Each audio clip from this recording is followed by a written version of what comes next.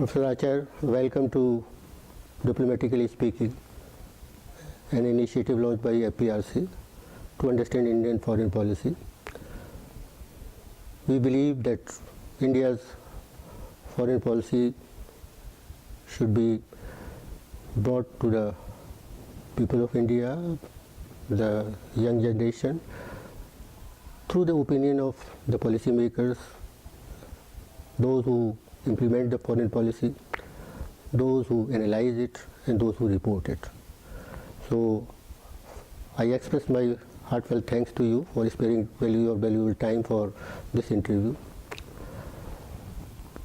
Professor Acharya, I note from your profile that as a student, as a researcher, as a teacher, you have been devoted to the studies on Chinese foreign policy. How this love developed for studies on Chinese foreign policy? Well, if you go back to the beginnings, China sort of entered into the domestic home discussions through a distant uncle who had actually participated in the war. Much of the discussion was negative. There was a lot of talk about how the Chinese had betrayed India and Nehru. But there was also a lot of discussion about how the Indians also had let down their army and soldiers. Now I was a child and didn't make much sense of it, but it was pretty loud and pretty, I would say, even sometimes very contested kind of discussions that went on. So that's part of my memories of growing up. And then when I came to the JNU, where I came for a master's, you had a very radical, revolutionary atmosphere. The Chinese revolutionary experience was celebrated. The exploits of Mao and his Red Army and the People's Republic of China was seen as a great experiment in Asia, standing up to the might of imperialism. So the whole discourse was completely different. And I naturally went in for a course on China because, again, there was this great duality that was now emerging in my own mind. What exactly was this China all about? Here was a China which had been, which had done this very, very bad thing to us, and here was a China which was being celebrated by us, by a large section of people in India. So, so I started to study China, and my guru in Chinese foreign policy was Professor Deshpande, who happened to have a very different take. I mean, of course, he was located very firmly within the leftist framework, and yet he approached China from a distinctly Indian position. It was not a typically anti-imperialist kind of a stance. It was also mediated through his understanding of culture. It was informed by historical depth, and so the way in which he taught us China and China's behavior and China's thinking certainly started to develop in me the need to study China objectively, that move away from a very nationalistic or a patriotic kind of a perspective and try and take an objective view of things.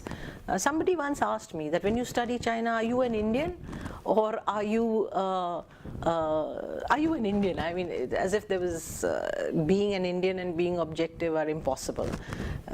So it got me to thinking that yes, I cannot deny that certain positions one does reach on the basis of a certain nationalistic, let's say, compulsion. But those are when one is discussing issues and policies in the heat of a moment or reacting to events which are seen as threatening or... But I think on the whole, I try to make an objective assessment of things. I try to promote a rational discourse.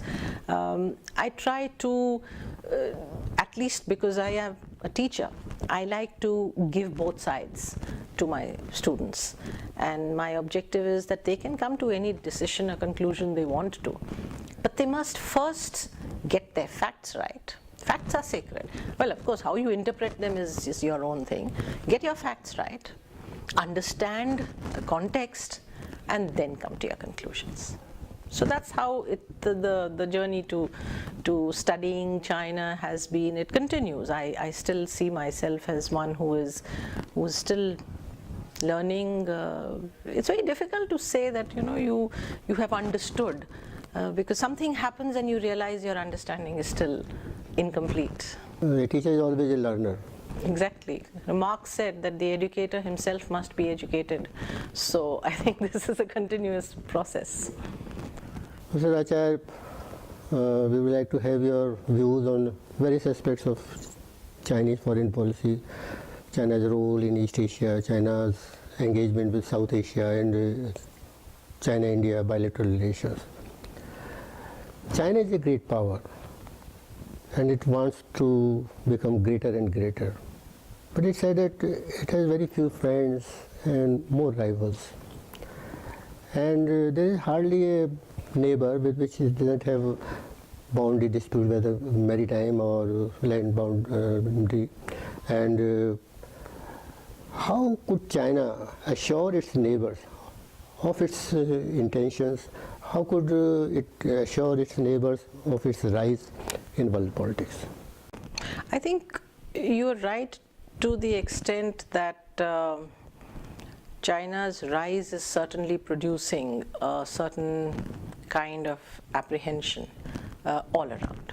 And its neighbors being in the first perimeter feel more apprehensive because there are certain question marks about what this rise is going to be all about.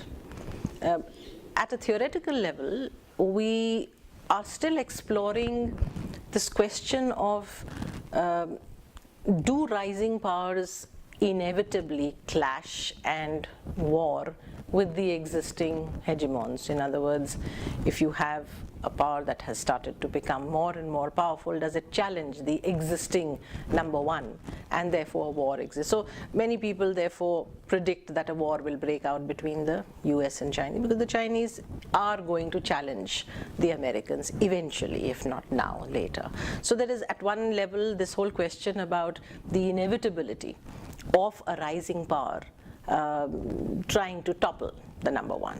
And the other is the behavioral dimension, because clearly over the past few years, Chinese actions in its neighborhood, and from the Indian perspective it's pretty obvious because we have our very, very definite concerns. There's this constant pinpricks that are happening on our border, and there are many issues. So at the level of the behavior, the Chinese have not induced a great deal of confidence. Now this is two levels at which this discussion about China's rise and its ability to influence its environment in its favor is generally taken on. Now I would argue that as with most things, there is some truth and some half-truth in this whole thing indeed. It's quite clear that some of its neighbors have felt very threatened by China's activities in the South China Seas particularly. With Japan there is a problem. And yet you have a situation where most countries are benefiting from the way in which China is seeking to integrate itself economically in the region, become a good market, become a great economic commercial partner, source of investment, and so on.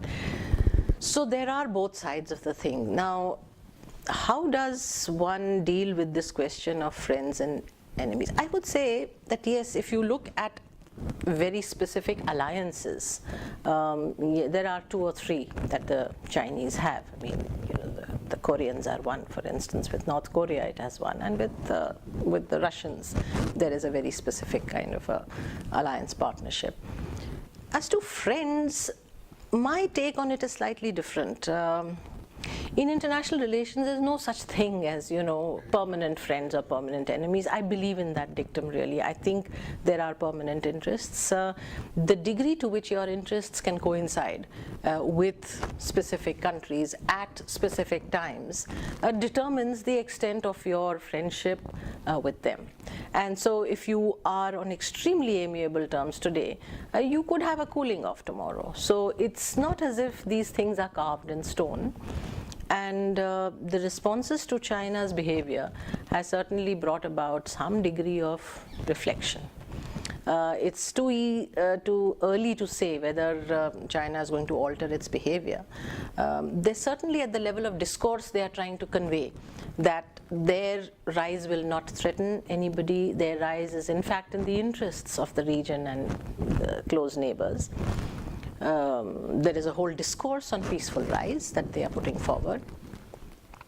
I think what we will need to see is whether they can actually translate into action what they are saying.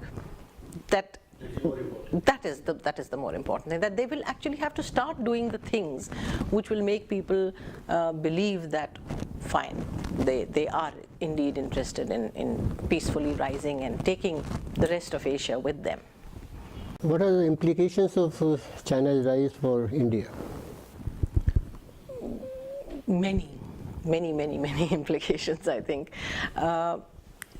I think the first most important and obvious implication is in terms of the comparative distance that is beginning to emerge between them.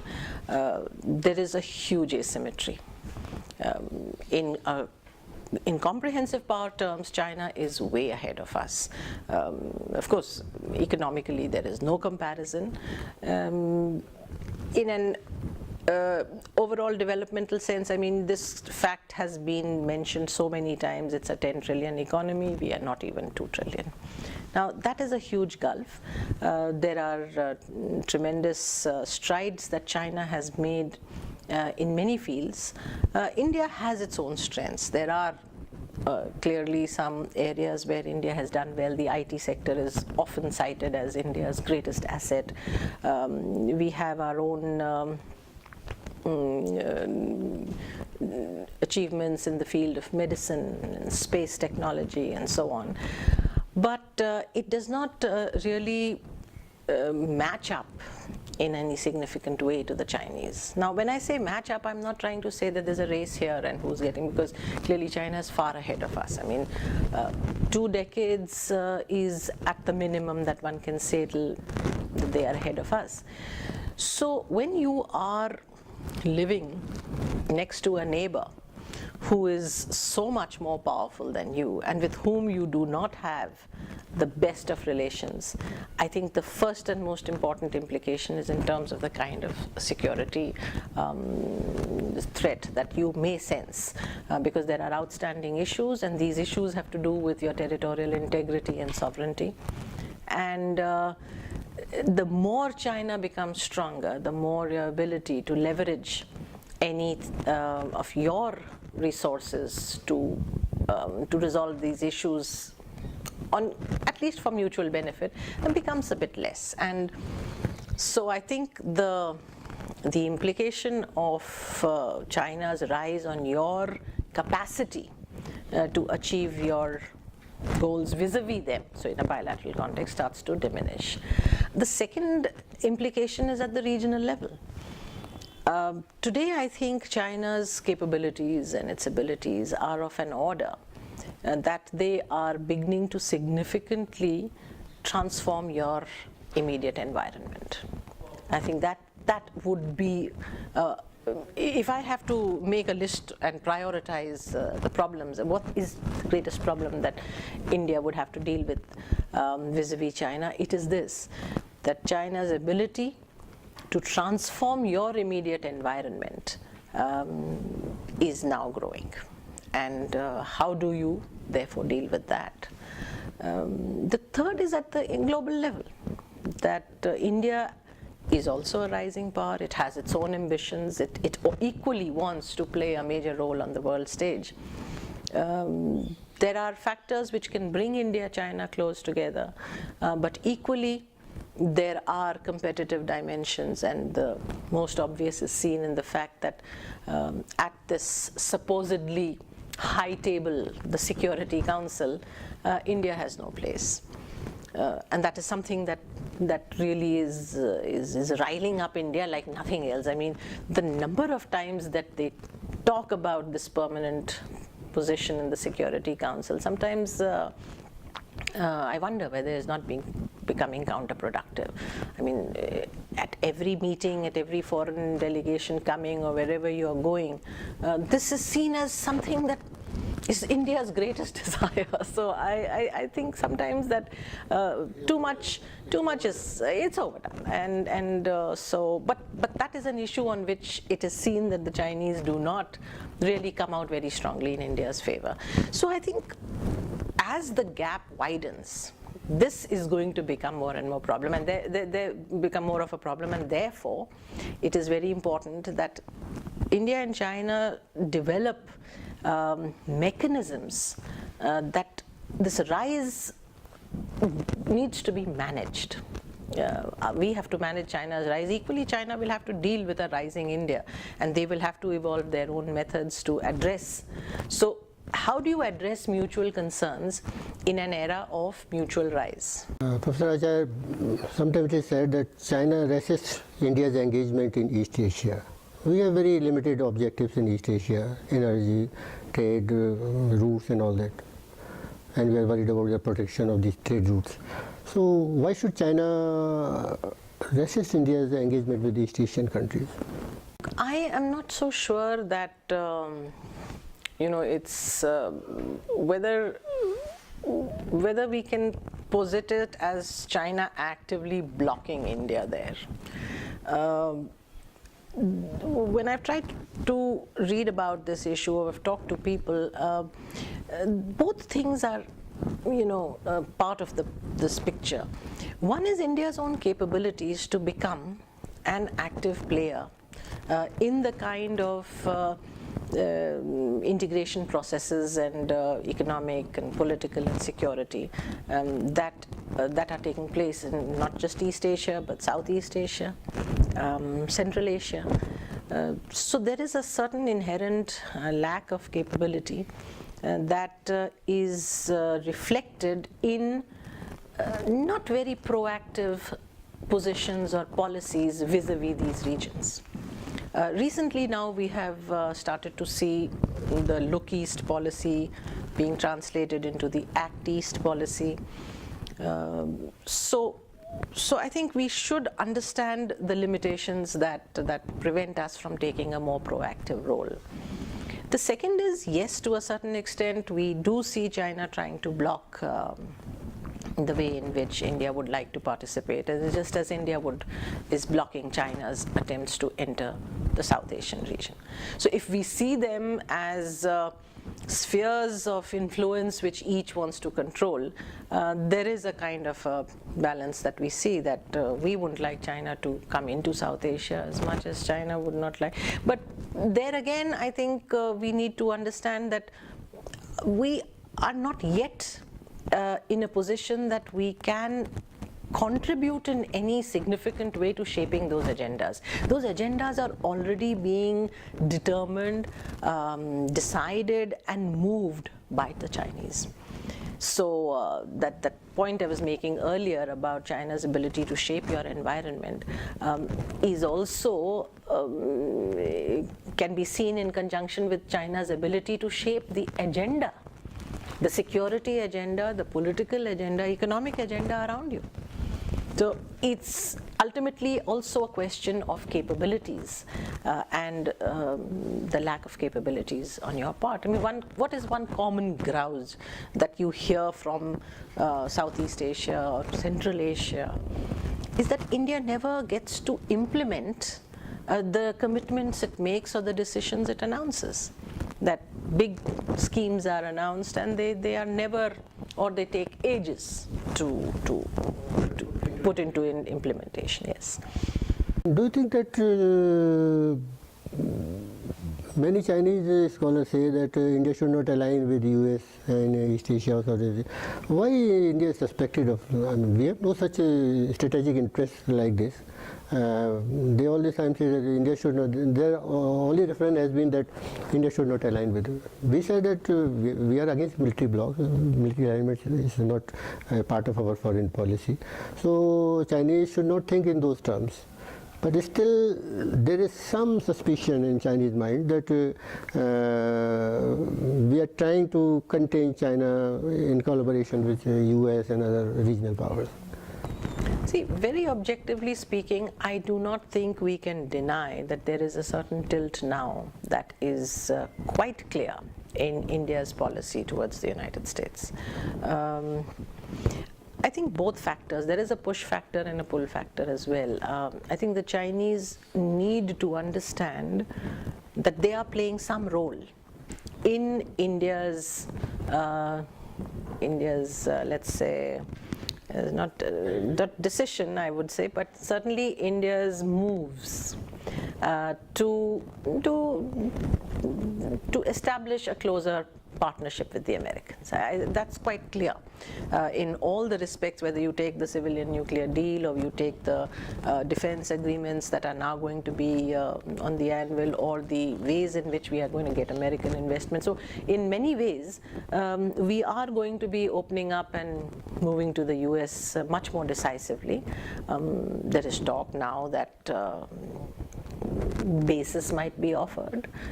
Now these are all talks in the air, but the fact is that if you take all these commentaries that are appearing over the last 2 years, cumulatively they talk, the implication of these writings is that certainly there is a tilt.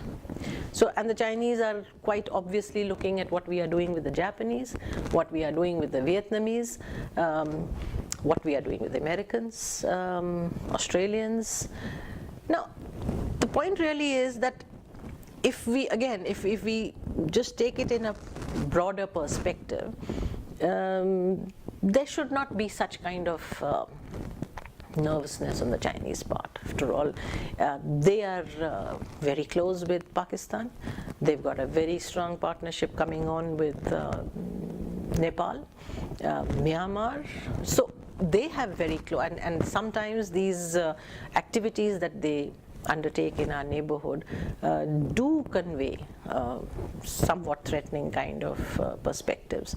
So if China wants us to understand that this is not directed against India, then I think India's desire to actively engage in a multilateral perspective and with multiple players should also be seen as an attempt to diversify your options.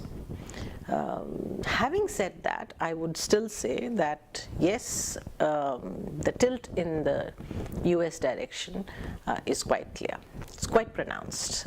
You can see that in the statements that have been made both by Mr. Obama, Prime Minister Modi. You can see that in the kind of deals that are on the anvil. So, so the Chinese naturally are feeling concerned. On the one hand, they do say that India is too big a player, it's too autonomous a player, that it cannot be part of any camp. So they understand that reality. It's quite that we cannot really be a camp follower.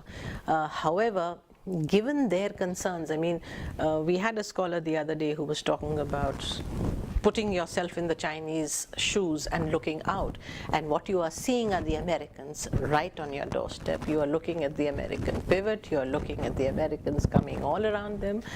So for them, the strategic challenge that they see from the US clearly, and because that they are at this point, they are in no position to challenge the American might, gives them certain kind of the strategic concerns. So that makes it even more incumbent that India and China have a free, frank, one-on-one on the role of the US. I think the strategic dialogue between India and China should include a dialogue on the US role in Asia. It would be interesting to see the perspectives, and I think a better understanding of each other's positions would emerge. Sometimes we see statements like, we are neighbors, we are friends, we are Asian nation, 21st century is the century of Asia, cultural links are all the time are there. Do you think that all this change in the tenor on the part of the Chinese is to wean away India from US influence? By change in tenor, I suppose you would imply that these are new issues in the discourse? No, all these things were there all the time. We were neighbors, we were friends, we had trade relations, we had cultural relations. We have a history of relationship in various aspects. But why Chinese are reminded of all this during recent years? Do you think that it is just to take India away from US influence in this area? No, I would slightly differ from that. This is one viewpoint. That from that kind of phrasing. See, I am not one of those who think that the cultural dimension is just an add-on, or that references to history, civilizational linkages, the enormous kind of exchanges that have gone on between India and China over the centuries, that it's really just a kind of something that you add to the overall relationship. I think that is the essence of the India-China relationship. Having gone through very, very intense interactive periods over this long historical period, we've got a variety of histories which we can refer to. I mean, you go back to the ancient times. Of course, there can be a debate whether this historical association was as warm and positive, or it was merely a very good exchange of goods and ideas. But we cannot that India made one of the biggest exports in history, which is unparalleled, so far not been replicated, and that is Buddhism. That when Buddhism went from India to China, it completely transformed China. I mean, that is of the kind of exchange that we had in ancient times. You come to the medieval or the colonial period. We both were being exploited by the imperial powers, and we were bled white, and there was a interesting history of exchange, interaction, support, cooperation that went on during that period. In fact, scholars at our institute are currently engaged in looking at the archives, which would show the exchanges that went on between India and China during the colonial period. And it's rich, believe me, it's huge amount that went on. And then you have the modern period. I mean, before the war, certainly there was the desire that China and India would play a very significant role in transforming global politics from the Cold War kind of perspectives. Now, the question is, the war happened, and then it's almost as if the entire history was wiped out. All we can think of is that the Chinese betrayed us, that they were treacherous. I don't think an entirely objective history of the war has been written. And there are still so many things that are not available. Scholars do not have access to the Henderson-Brooks report, which is one of the officially sponsored investigations into the 62 war. We can't look at that. There are archival material which we don't have access to. Some foreign scholars have been given access to those things, but Indians have not been. I think that is precisely the problem, that you are not prepared to face a thoroughly objective, exhaustive history of the war and what kind of lessons need to be drawn from it. We've not learned anything from 62 because we don't know what 62 was all about. Now, if that is the case, then I think we need to ask ourselves that what part of this long history can be extracted, what lessons can be extracted from this long history to shape the relationship in the present times. So I do believe that when leaders on both sides refer to this history, this culture, the strong ties that have bound us over the long historical period, it should be creatively implemented into our present policy. Because what is happening is that you have a discourse about this, you have statements about this, you have speeches about this, but it is not being integrated into your policy.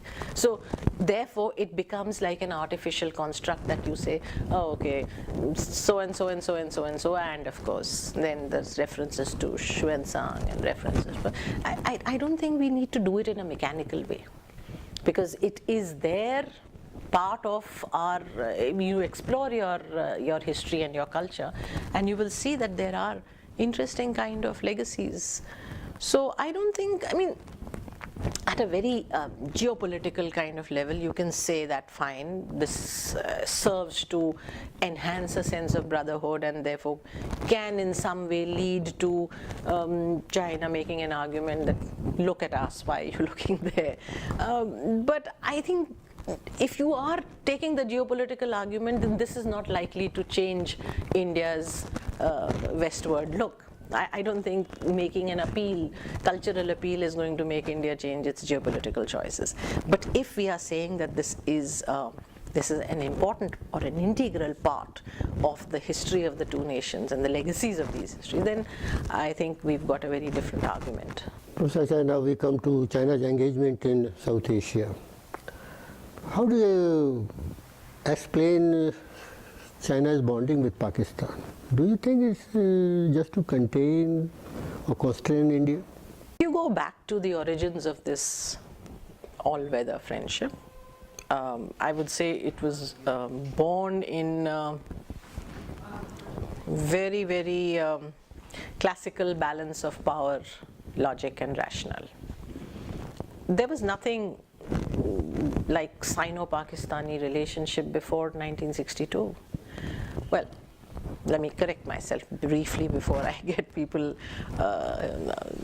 attacking me for this. Yes, there was. I mean, if you look at the Asian Relations Conference, Bandung Conference, there we had a very significant meeting that was in 1955 between Zhou Enlai, who was premier then, and Ghulam Mohammad Chaudhry, the Pakistani premier, and so you could say in many ways that was the start, and the Pakistanis were able to convince the Chinese that their membership of SEATO and CENTO, which by the way at that point of time were anti-communist organizations, military pacts. So they were able to convince the Chinese that their membership of those pacts was not against China, but it was against India. And so there was a certain logic to why the Pakistanis were looking at China. But after 62, it was quite clear that they came together to exert pressure on India. And in 65, the fears were justified when the Chinese envoy in India indicated to the Indian lead that you can't fight a war on two fronts, meaning not just Pakistan but us as well. And then of course, because the fact that India-China relations were at their complete low, the relationship developed, largely keeping India in the foreground. I mean, that's quite obvious. I think situation starts to change in the mid-80s and the late 80s. Particularly after Rajiv Gandhi's visit, we start to see a shift. And by the time you come to the mid-90s, we see a shift in the Chinese policy, which is to take a more even-handed approach to the relationship with China and with India and Pakistan, and they try to take a more objective stance. There was an interesting talk that the then President Jiang Zemin, who was visiting the subcontinent in late '97, he went to Pakistan.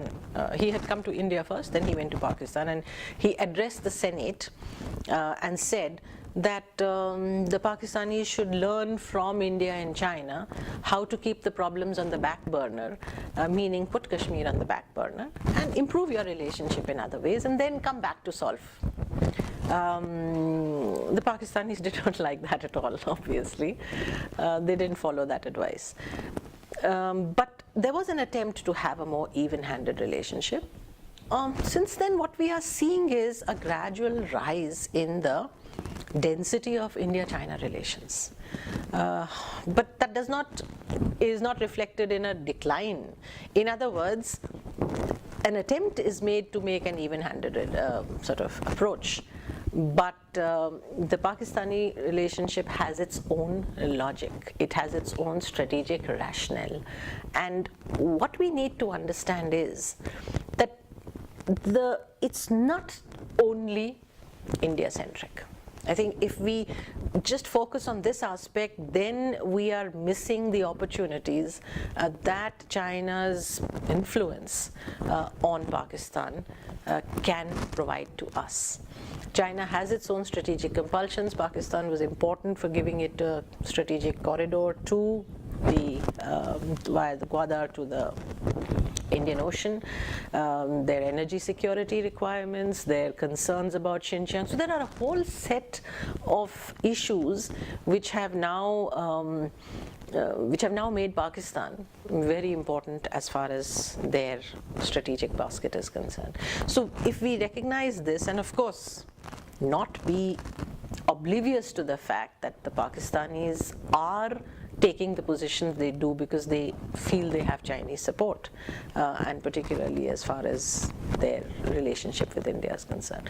So on balance, I would say that Pakistan becomes a very useful ploy for the Chinese to use against India. But I would suggest that we need to now evolve our own counters, that the strength of China's desire to build up a solid partnership with India can be now tested.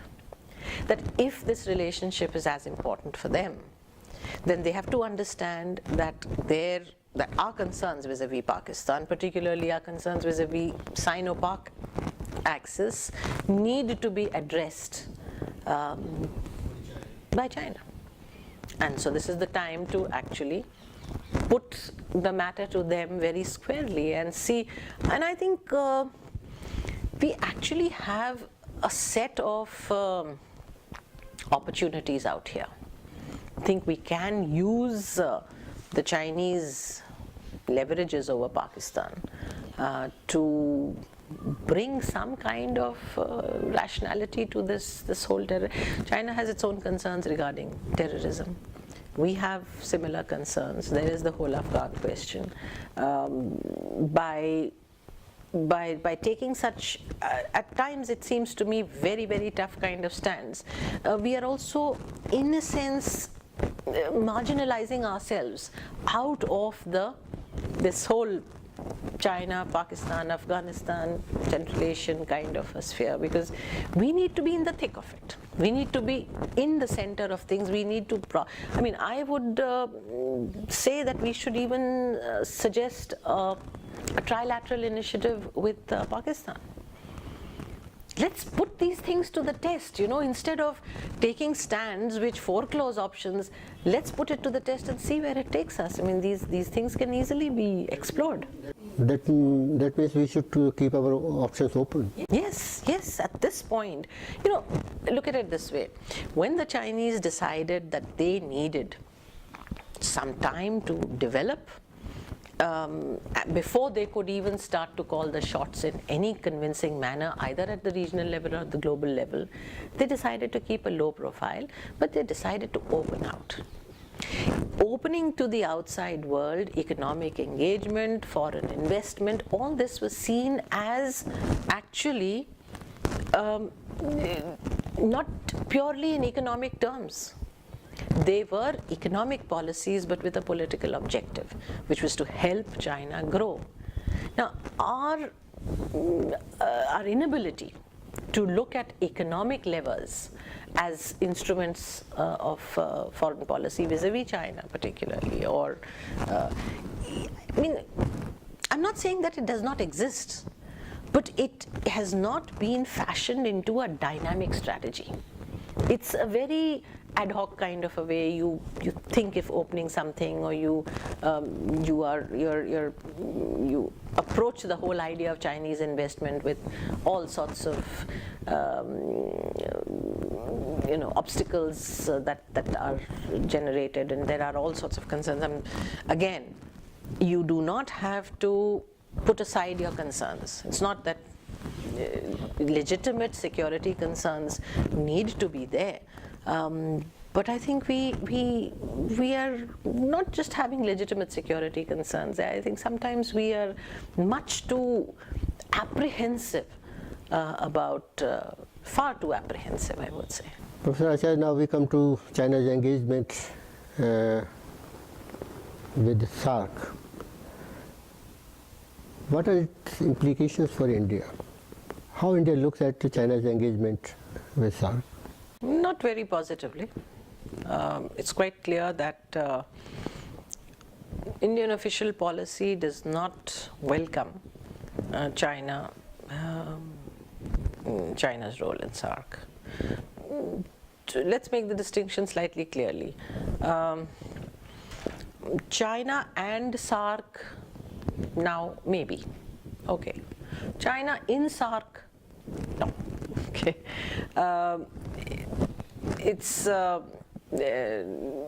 See, one argument is made at the level of that China is not part of the South Asian region.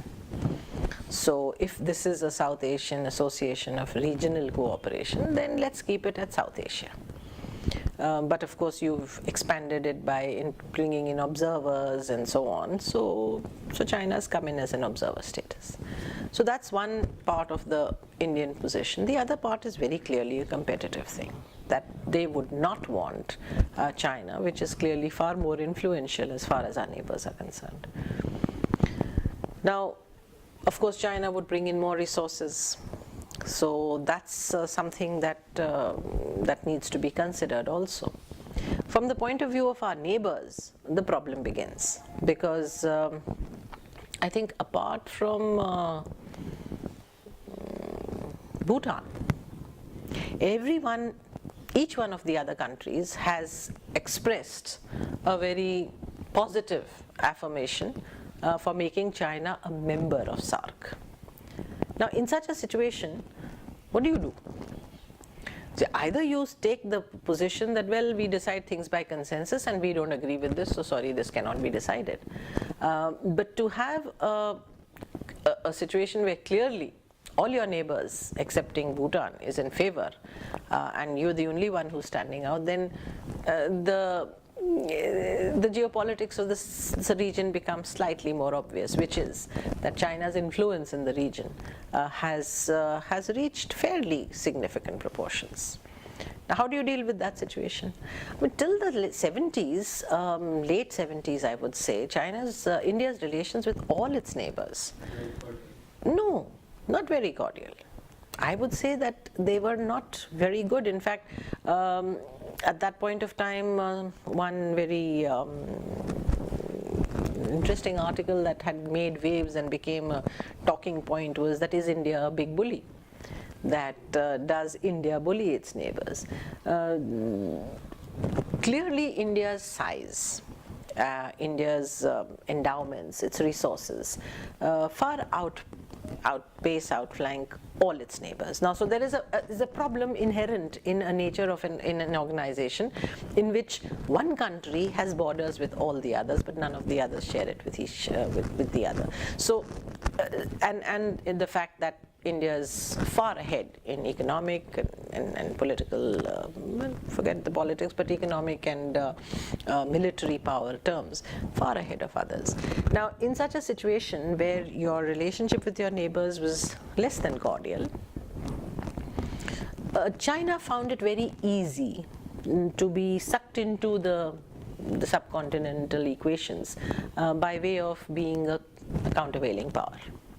All your neighbors were very, very keen to bring in China because it then balanced India.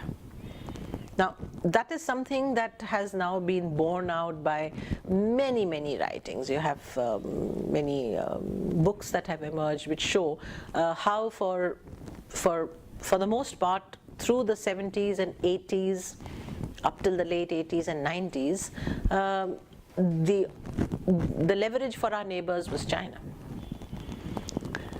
So clearly, for all our neighbors, China was a factor in their relationship with India.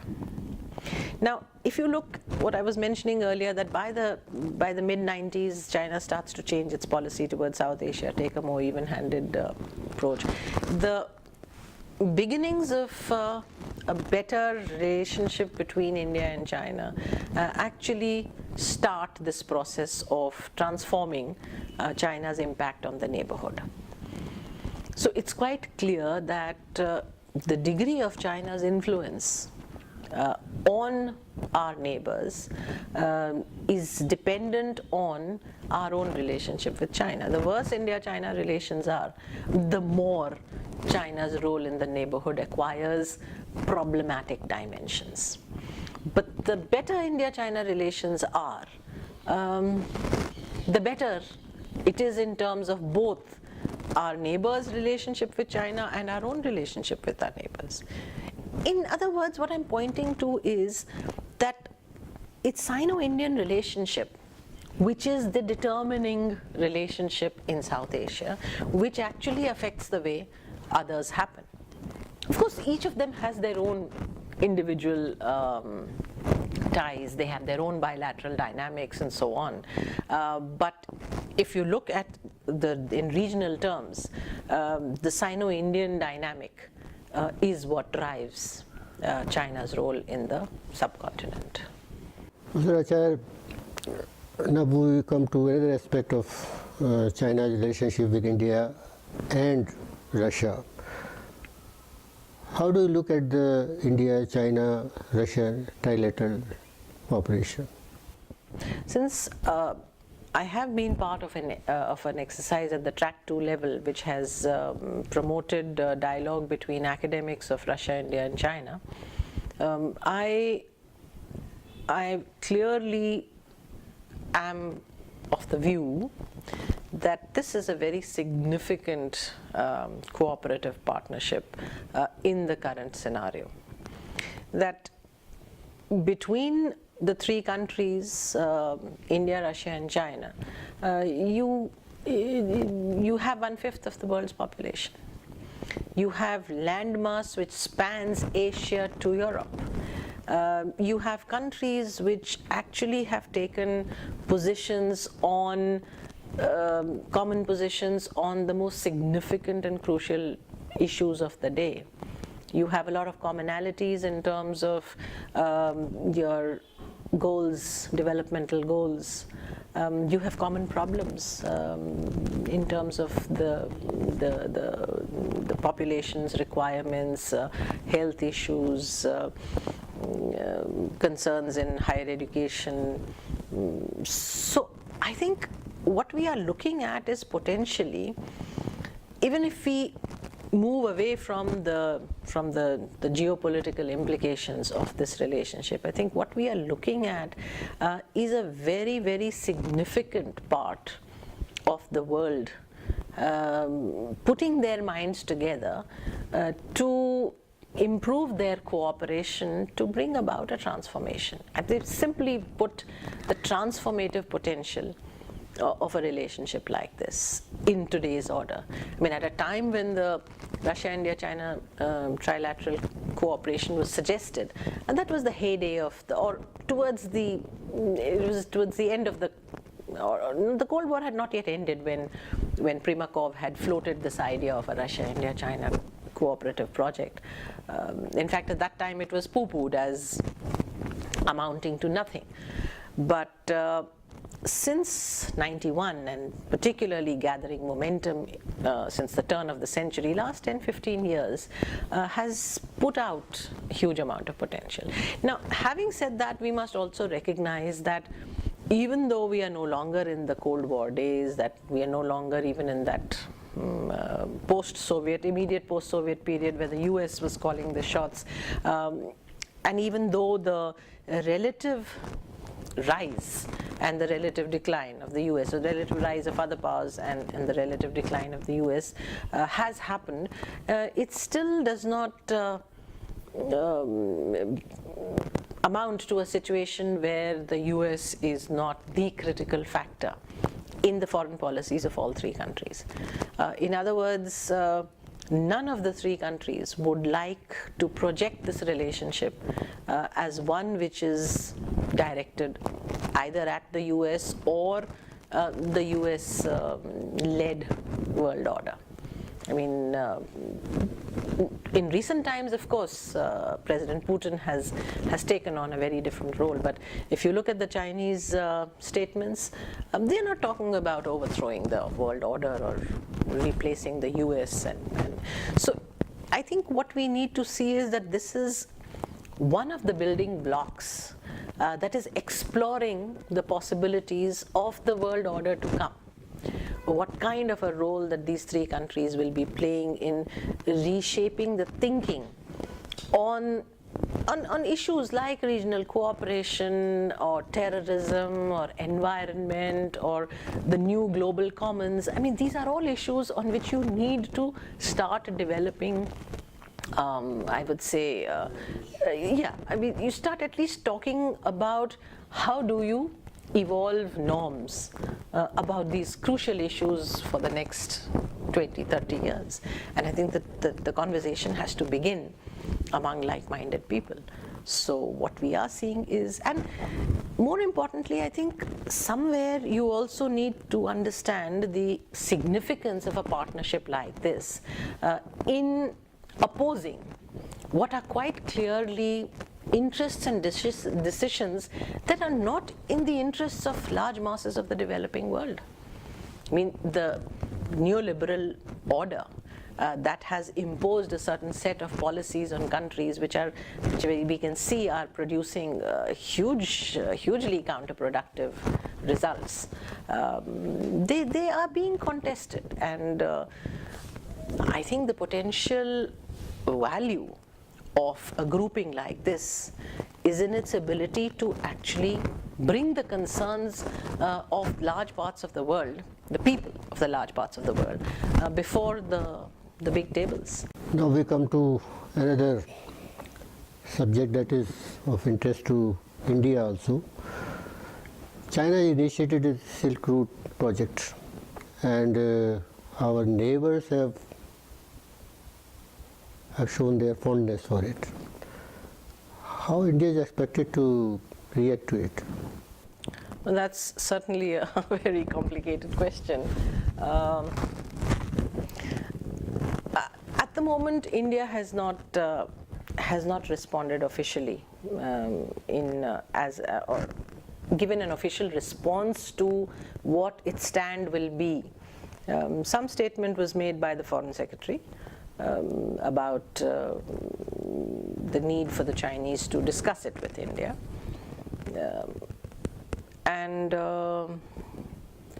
I mean, that's the extent of the response. I mean, we have not really at the official level given any response. Scholars have begun to talk about it. A lot of Indian scholars have been invited to conferences in China where I think over the last 1 year some 70 conferences must have taken place in China on this, all across China, talking about different aspects. And interesting thing is that each province in China is holding conferences, so it obviously means that at the provincial level also a great amount of responsibility must be given to start exploring how to promote both the idea and what is what is the reaction of the countries around. Now, the two levels at which one needs to look at this. The first is, and let me take it immediately at the official and political level. This is clearly a very grandiose project. I mean, if you just look at the kind of figures that are involved and the projection that this is going to connect Asia with Europe. I mean, you look at the kind of routes and the kind of proposals that have been floated. It's a huge project. The money itself that is involved is huge. Now, when you are talking of such a huge project, which is clearly going to affect neighboring countries, and more importantly, you're talking of routes and roads and maritime and land routes and so on, which are part of your neighbor's historical evolution as well, I think it's important to be able to first have some discussion with your neighbor on it, which hasn't happened. Xi Jinping unveiled this proposal, and you see, from a political perspective, if you are giving such importance to the civilizational linkages, then China should understand that the Silk Road was not just something that is China's alone, and that the Silk Route historically was one which was equally shaped by India. So some degree of a dialogue or a discussion on the Silk Route with India specifically was called for. Now, from a scholarly perspective, of course, there are two or three issues which are very interesting. The other point that you made about it being of great interest to our neighbors, I mean, see, that's the fundamental problem. Okay. This proposal talks about development, it talks about linking infrastructure development, linking countries with each other, trade routes, promotion to commerce. I mean, it sets out before you fantastic kind of goals, and they seem doable, they seem achievable. Our neighbors can't do it themselves. Can we do it for them?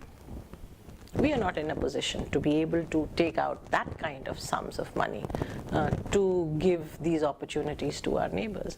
So how can you stand and say that we can't do it for you, but we won't let anybody else do it for you? And already the Chinese contributions to infrastructure development in all of our immediate neighbors is quite significant. So somewhere we will have to come to terms with the fact that this is not something that you can oppose on the behalf of your, you can take a position against it. I think when the whole idea of one belt, one road was mooted, there were the two or three strands which were very significant. One was this large vision that Xi Jinping is putting out before them. He's putting it out for his own people. He's putting it out for the world. I mean, this is the Chinese big picture. And he's talking about linking Asia with Europe.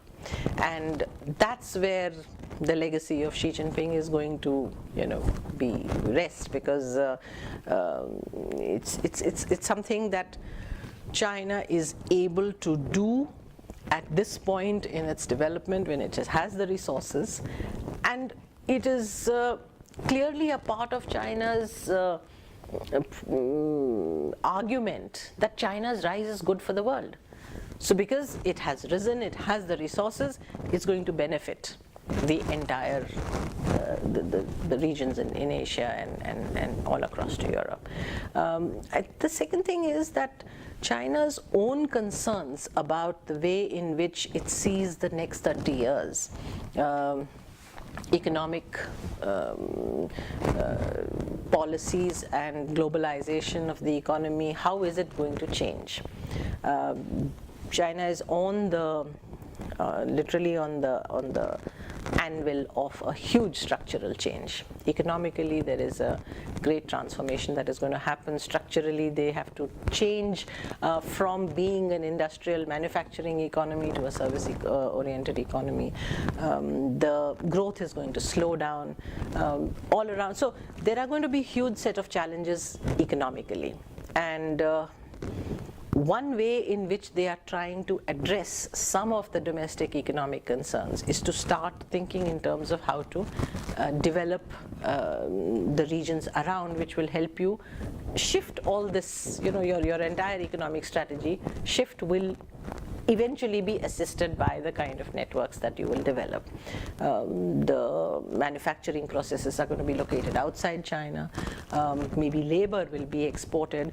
So these are all issues that you can see that come to connect in a very interesting way with the grand geopolitical, geoeconomic construct that and I guess this is part of the Chinese dream that Xi Jinping is trying to fulfill.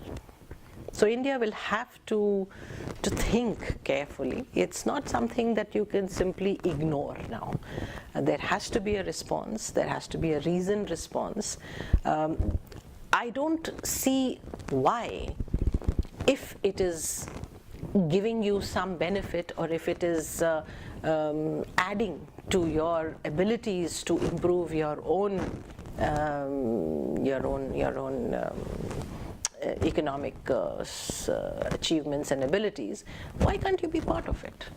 And if, for instance, if a road is running right next to you, you're not going to say, okay, I'm not going to use the gate. You shut the door and say, I'm not going to use the gate. So I'm trying to not be facetious about it, but my point is that this is a project which involves building linkages across areas where you yourself are trying to build. So what is the harm in linking up with countries across? And you already have something called the BCIM going, which sought to actually, after a very long time, to link your northeast with the countries around it. So I think we need to give it some serious thought. I would not reject a proposal because it is coming from the Chinese and because it is like as if we will be part of the Chinese strategy. I don't think so. I think if we objectively assess what can be of benefit to us and then start the dialogue, it can very well work in our interests as well. To take a few aspects of India's bilateral ties with China, particularly the cooperation in the field of education and trade and economic cooperation. What are the possibilities of cooperation in the field of education between the two countries? Would you like to suggest some measures that should be taken by both sides? No, I'm very glad that you have mentioned this as the first of the myriad areas that we can cooperate on.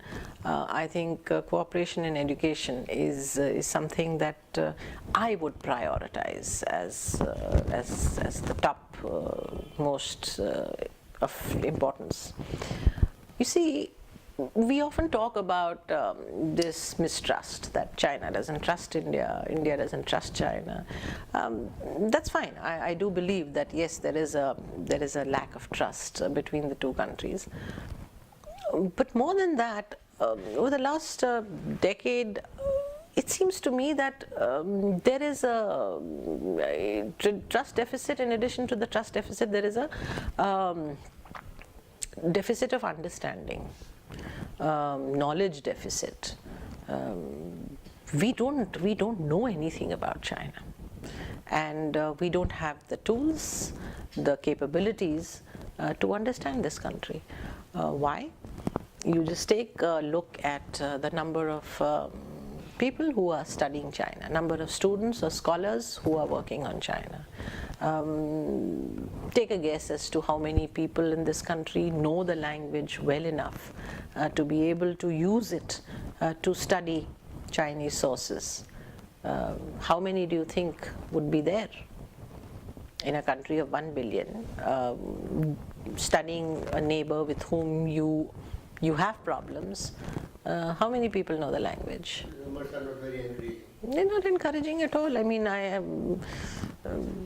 we shall avoid specifying numbers because that gets controversial. But the fact is that for 1 billion people, your resources, human, on China studies is completely pathetic. And I think for a country which is looking to engage with what will soon be the number one power in the world economically, you need to have people who are able to engage with, to be able to deal with, to understand how to deal with China in sufficient numbers.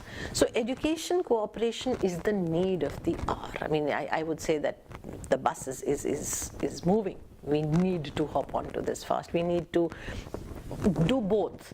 We need to send our students to China. But more importantly, we need to open centers within our country as well, open up new institutions, open up departments in universities which can begin the process of interesting the students. And yes, sending them to China to learn the language, study the people, see firsthand what the reality is all about. I think if you ask the common man, apart from this notion of Chinese trying to grab our territory and incursions, and the fact that they are buying Chinese, made in China, cheap products, so yes, China mal sasta hai types, apart from that there's no understanding. What are the people like? What is the culture? What are the social issues? What are the dominant concerns of the Chinese? On this issue, there is really at the popular level very little understanding. Look at your newspapers. What do they reflect? One newspaper in this country which actually publishes articles on what is happening socially or culturally or economically within China at the local levels? Do we understand what is the nature of the Chinese system?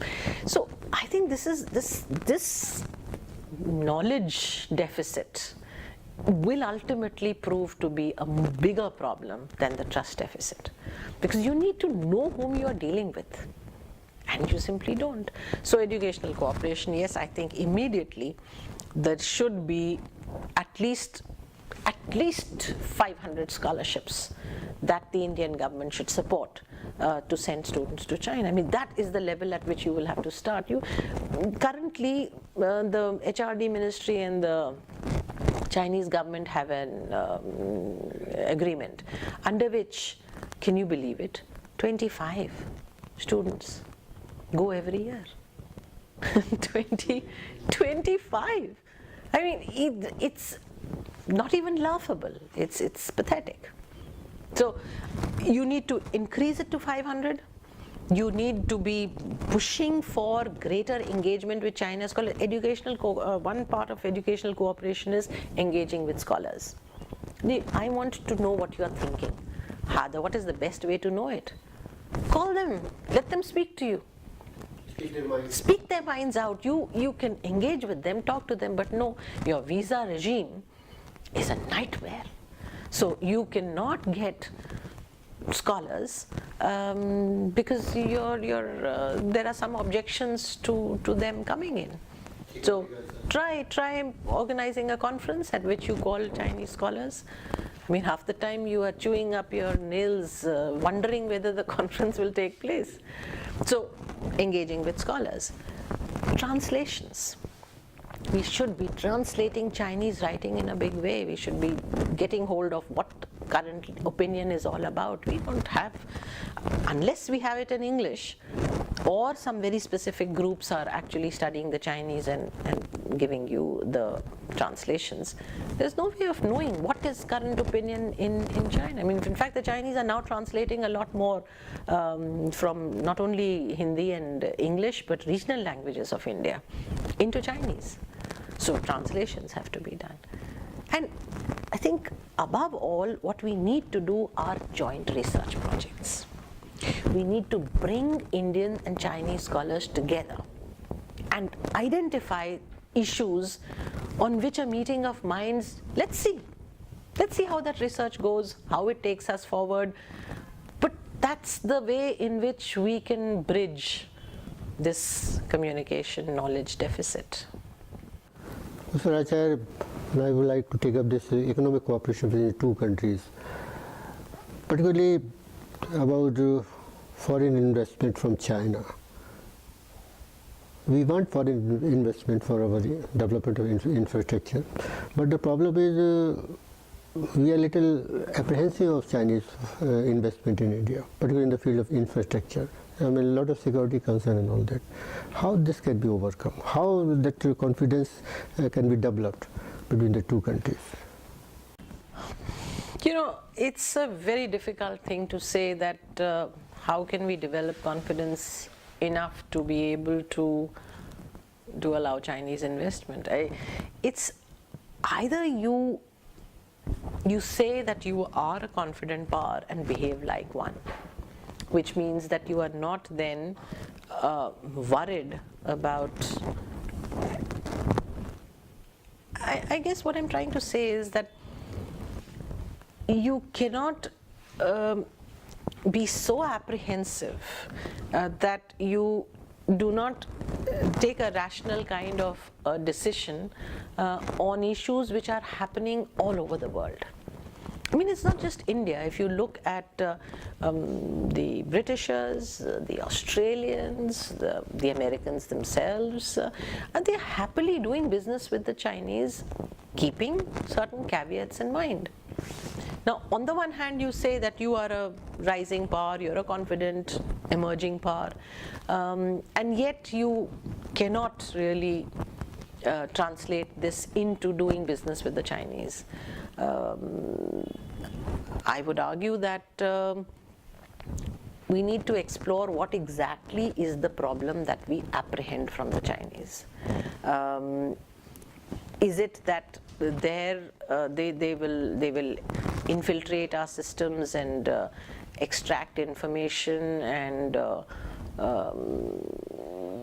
spy on us, or you know, when this issue comes up, I really wonder what exactly is the nature of the apprehension that we have, and how is it that the Chinese themselves, with all their apprehensions vis-a-vis the West and with all their suspicions, opened themselves up and benefited so greatly. So I think the problem is really the link between understanding economic ties and economic investment as a political, as giving you political dividends. That is not, I mean, it's simply seeing it in a very narrow perspective. So I really don't know how to address this, because over and over again we come up against this problem of huge potential on both sides, and our current relationship does not even scratch the surface. So I think sooner or later we will have to realize that the Chinese investment can actually bring us great benefits. All countries at certain points of time have used foreign investment to address some very critical issues, economic issues, which are necessary for your further development. Can you generate those resources yourself? No. Historically, foreign investment has been a major catalyst, especially in the building of infrastructure and so on, which then triggers off other growth. So I think we need to really spit on our hands and get down to the task of economic development, where Chinese can play a useful role. Why should we only be taking cheap Chinese goods into our country? Why can't we get that money, build roads, get people going, build our systems of industries, manufacturing, and produce ourselves? And then I think the Chinese can help us enormously there. Come to the last question of this marathon session. Do you think that Tech2 dialogue between the two countries has been helpful in promoting relations between the two countries? Certainly, there can be no doubt about it, except that it's very limited. I think if you look at the enormous range of interests that now that now characterize this relationship, we should be having at least 20 dialogues at the strategic track 2 levels and even at the government levels. I mean, government levels should be much more.